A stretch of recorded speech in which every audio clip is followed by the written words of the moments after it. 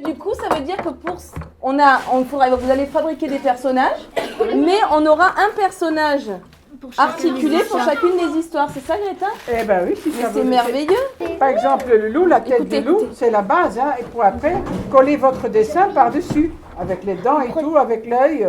On va mettre, les nous, bouger. des fils au niveau des articulations des mains.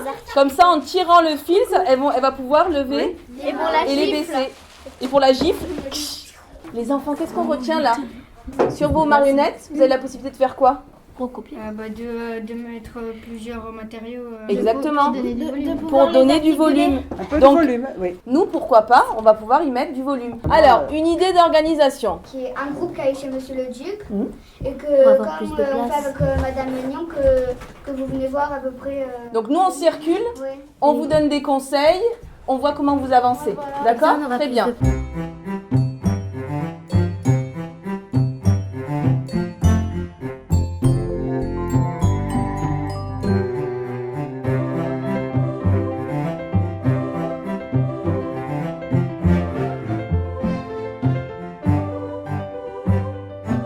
À la base, c'est un projet qu'on a créé de classe coopérative avec certains professeurs. C'est une classe dans laquelle on va développer vraiment la coopération entre élèves. Et surtout, à la base, l'idée, c'était qu'on mette les élèves dans un environnement où ils se sentent à l'aise, qu'ils aient plaisir à venir au collège. Parce que moi, ce qui m'a toujours traumatisée, c'est les enfants qui ont la boule au ventre, alors que c'est pas normal parce qu'ils passent leur temps au collège. Donc déjà, en limitant la compétition, forcément, voilà, ça aide, hein, travailler les uns avec les autres. Et en développant donc des conseils d'élèves et on lance des projets. Et donc pendant le conseil coopératif notamment, il y a un moment où ils peuvent se faire des critiques. Alors les critiques, on explique bien évidemment qu'il y a une manière de critiquer et de dire ce qui va pas. Puis après, ils arrivent à faire des messages clairs. Donc à être capable de dire à un camarade, écoute, quand tu fais ça, donc on travaille aussi sur l'empathie.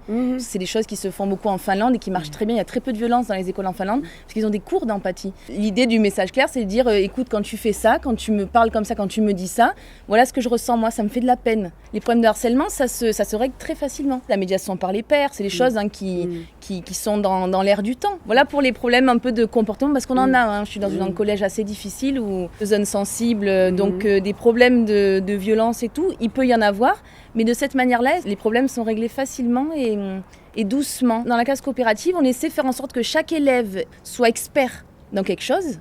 Alors pour certains, ça va être expert en orthographe, d'autres, ça va être expert en... Des fois, c'est expert en gestion de conflits. Donc chaque enfant a une expertise et ça devient l'élève ressource pour les autres. Oui, parce que c'est intéressant que tu dises que ça se passe dans un collège en zone sensible, parce que c'est vrai qu'on a souvent une image un peu délétère de ce genre d'établissement. Ce collège-là, d'après ce que je sais, il y a quand même une certaine mixité sociale et les choses peuvent se passer finalement très bien. Il y a une très grande mixité sociale même, puisqu'on a des enfants des collines très riches, hein, vraiment. Et le collège est dans une cité. Moi, je pense que c'est vraiment une chance d'être dans un collège avec une grande mixité sociale. Regardez votre loup. Donc ça veut dire que le mouton, il faut qu'il soit un tout petit peu plus grand quand même. Ah bon? Maëva, c'est quoi ta mission à toi? Le mouton noir. On fait le livre L'agneau qui ne voulait pas être un mouton et qui les dévore tous. Et après il y a l'agneau.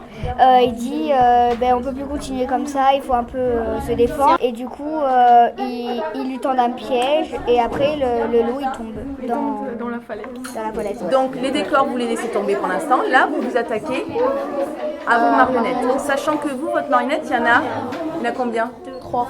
Moi, je suis leur professeure de mathématiques et donc on travaille avec Elsa sur d'autres projets, sur le projet de la classe coopérative. Mais ce projet-là, je ne le connaissais pas et je suis venue le découvrir aujourd'hui et voir éventuellement ce qu'on pourrait y rattacher en mathématiques. En fait, on fait déjà le lundi après-midi, on travaille avec du TI, ça s'appelle, donc on est déjà en projet transversal, mais pas sur du théâtre.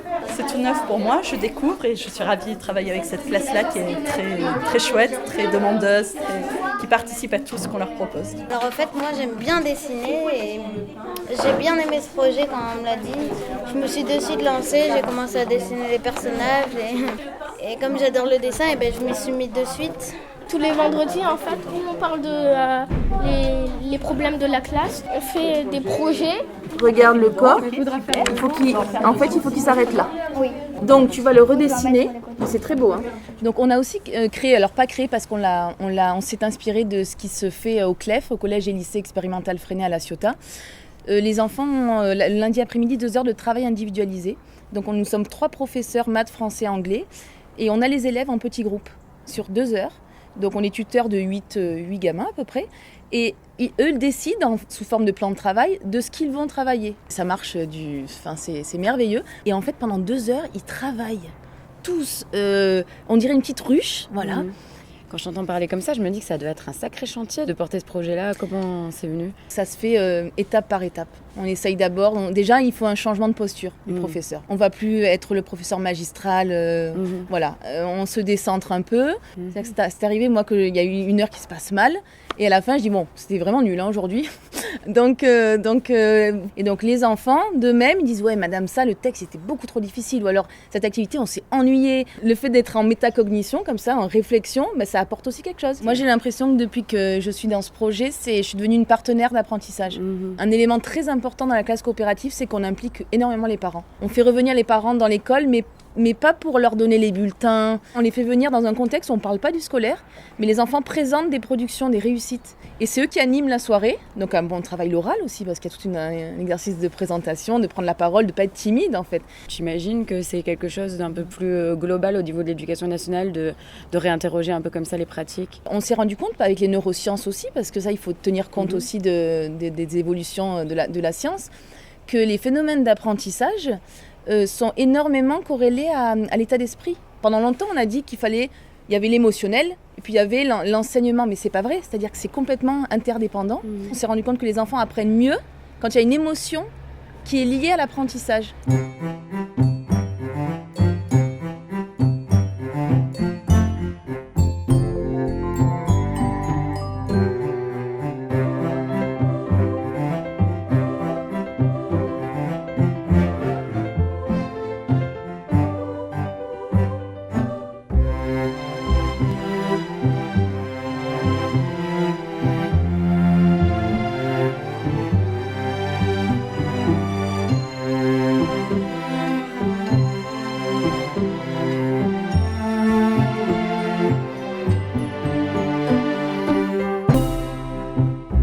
Là, qu'est-ce qu'on fait ? Ça, on le met en stand-by, ça veut dire en pause.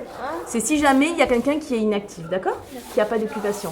Là, pour l'instant, votre mission, c'est... Regardez, vous avez donc... Greta, vous a fabriqué quoi ? Vous a fabriqué le despote. Il est là. D'accord ? Il va falloir l'habiller. Il va falloir dessiner son visage. Voilà, mais ça, c'est pas mal, ça, déjà, ce que vous aviez fait, regarde. Ça, c'est Marie. Vous, c'est africain, hein. C'est un conte du Sénégal. Des tuniques un peu longues. Donc là, Greta, elle a fait des jambes pour articuler, mais rien ne nous empêche de faire une sorte de tunique un petit peu. Ensuite, vous devez fabriquer quoi comme marionnette ? Il y a la mère, la villageoise. Donc là, vous avez beaucoup de travail. Et essayez de garder le même style, le côté africain. Vous avez un ordinateur à votre disposition, vous pouvez faire des recherches. Je peux vous laisser, vous avez compris ce que vous devez faire, les enfants ? En ce qui concerne ce projet marionnette, c'est quoi l'idée ? Comment il est né ? Voilà. Alors le projet marionnette, il est né déjà d'une petite passion que j'ai moi pour les marionnettes. Je me suis formée, j'ai fait des petits stages avec la compagnie Arquetal que j'adore. Et c'est un outil pédagogique incroyable. On a un club au collège sur les droits de l'enfant. Et donc les enfants de ce club-là ont choisi des albums qui sont recommandés par Amnesty International. Et donc, ils en ont fait la lecture à leurs camarades de 6e. Et donc, les enfants ont choisi, parmi ces histoires, trois textes qui leur ont parlé particulièrement. Donc, il y a La Gifle, un conte du Sénégal. Il y a L'agneau qui ne voulait pas être un mouton, un magnifique album. Et L'ennemi, qui est dur, mais qui est... Ce ne sont pas des textes anodins, ces textes-là, quand même. Ils sont très engagés politiquement. Effectivement, là, ils ont choisi des textes... qui sont lourds. Ils sont allés vers des choses un peu fortes, mais je crois que les enfants à cet âge-là, ils aiment bien aussi les choses fortes. Hein. On part de la prose, hein, voilà, d'un texte narratif. On l'adapte en théâtre, en fait. Donc déjà, il y a tout un travail d'écriture, là, qui est intéressant dans ma matière, en lettres, en tout cas, qui fait travailler beaucoup de choses, ce qu'on demande dans les programmes. Après, il y a tout un travail de création, donc de création de décors, de création du théâtre lui-même et de création des personnages. Les textes, il faut se plonger dedans, il faut séquencer, il faut faire presque un storyboard, c'est-à-dire il faut isoler les différents décors qu'on va construire et puis élaborer aussi, c'est-à-dire que je leur ai dit vous avez votre liberté, vous n'êtes pas obligé de suivre, ils peuvent avoir des idées. Certains, je pense, vont d'ailleurs avoir des idées un peu plus poétiques. Après tout, ils s'emparent du texte, c'est un spectacle vivant. 2 ennemis qui se retrouvent seuls et qui essayent de faire la paix. Tous les deux, ils s'envoient une bouteille pour finir... Pour arrêter la guerre. Pour arrêter la guerre et du coup, ils arrivent en même temps dans le même trou. Ils la lancent en même temps. Ils ont au moins leur drapeau, leur pays, les drapeaux. Là. Ils n'étaient pas énervés, ils voulaient pas la guerre. Au contraire, ils demandaient la paix. Mais quand Pas tous, hein. Si, tous. Non, pas tous. Tous. Ils en avaient marre aussi de l'hygiène parce qu'il n'y avait pas d'hygiène. Bah si, il a la rage. Il a la rage. La gifle, c'est dans un petit pays, il y aura un despote qui va s'installer et puis il voudra que tout le monde l'écoute. Donc ça c'est facile, il coupe la tête à ceux qui l'écoutent pas. Et pour que les gens soient bêtes et pour qu'ils l'écoutent bien, il va interdire l'école. Et puis ce qui va se passer, c'est que les mères quand même, elles vont le soir dans les maisons, elles vont lire des petites histoires. Pour leurs enfants. Et alors, il va le savoir par un de ses espions. Il va dire que les femmes, on voit que les yeux. Il va faire des voiles. Il y a une grand-mère. Quand ils sont à la plage et tout, elle dessine des lettres sur le sable et elle raconte encore des histoires. Le despote va la convoquer jusqu'au palais et puis il va lui poser une question. Il va brûler un petit feu avec une pince. Il prend une braise rougeoyante et la jette dans une cruche remplie d'eau. Ça fait psh. Et puis après, il va lui demander de qui la braise ou de l'eau a fait ce psh qu'on a entendu. La vieille dame n'a pas su vraiment. Elle a répondu, en fait c'est un peu des deux. Et là elle a donné la grosse claque et elle a dit, alors c'est lequel qui a fait le bruit, ma main ou ta joue? Et ça dure combien de temps un projet comme ça? Ça c'est un projet d'année. De l'année. Voilà, ouais. Ça c'est un projet d'année qu'on a commencé en octobre je crois, voilà, et qui va finir en juin. C'est très important de faire venir des gens de l'extérieur dans le collège. Ça apporte de l'air aussi et des compétences qu'on n'a pas. Ils ne savent pas que marionnettiste, ça existe. Donc moi, je trouve ça intéressant de leur montrer les métiers de l'art quand même. C'est souvent ça, les intervenants, c'est souvent artistique, culturel. Comment, par exemple, tu as fait pour savoir quel intervenant interpeller? Ça, c'est le hasard de la vie. C'est souvent un peu le hasard. C'est pour ça qu'il faut rester ouvert. Le sale despote pourri, dégueulasse, il faut qu'on le déteste. Ah, c'est top là. Toi, Wassim, tu fais quoi? Je suis en train de faire les 3 espions collés. Il fait le signal comme ça?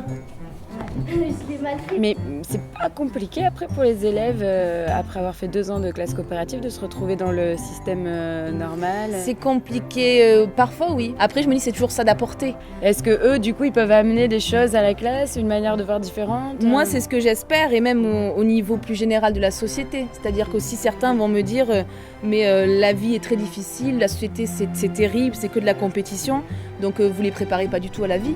Mais en même temps, si nous-mêmes on contribue à fabriquer des enfants qui seront plus tard des tueurs, toujours en compétition, la société elle changera jamais. C'est bien nous à la base d'essayer de changer par le bas, petit à petit, en espérant.